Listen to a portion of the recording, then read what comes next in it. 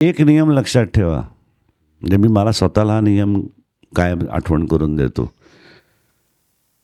की मी अनंत चुका करतो आणि मला त्रास झाला, पण मी परमेश्वराकडे भीक मागतो ना, देवा माझे अपराध पोटात घाल. देव मला पहिला प्रश्न विचारेल, तू किती जणांच्या अपराध पोटात घातलेस? It's very simple.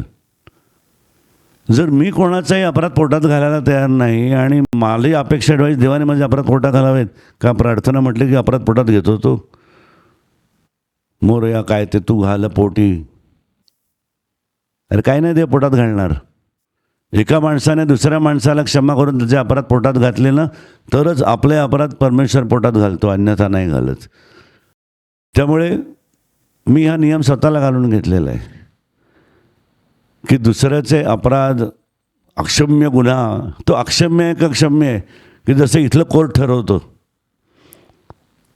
एक सुंदर गोष्ट आहे, एका अपराध्याला फाशी खुनाची शिक्षा काय ती झाली आणि जज साहेबांना कळत होतं की हा अपराधी नाही आहे, पण सर्कमस्टॅन्शियल एव्हिडन्स त्याला म्हणतात ना, परिस्थितीजन्य पुरावा, ज्यामुळे त्यांना न्याय द्यावा लागला, to be hang till death और वॉट एव्हर, और life time imprisonment what ever.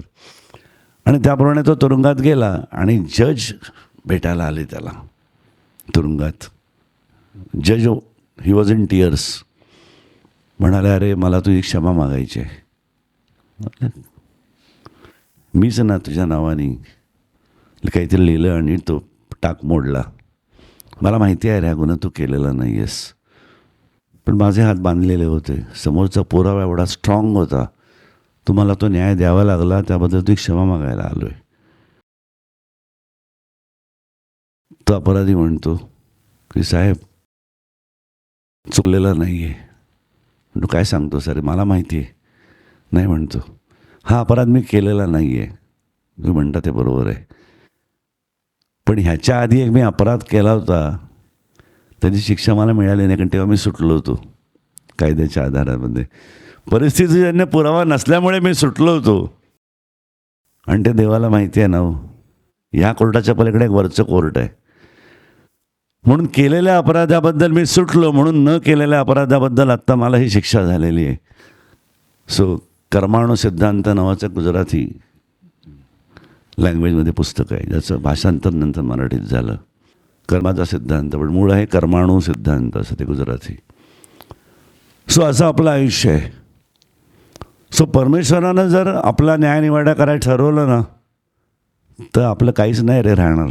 इतके गुन्हे आपण केलेले आहेत आणि अजूनही करतो आहे सगळेजण, कधी कळून, कधी न कळत, कधी जाणून बुजून, जे काय असेल ते.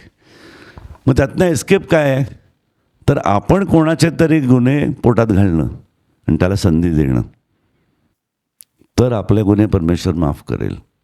ही बॉटम लाईन आहे. Otherwise we are under the domain of this 3 dimensional geometry and the rules and regulation. जे नियम आहेत शनी महाराजांचे, ह्या गुन्ह्याला ही शिक्षा, त्यासाठी सेक्शन अमुक अमुक अमुक अमुक अमुक अमुक, संपलं विषय. No escape. But yes, you can escape.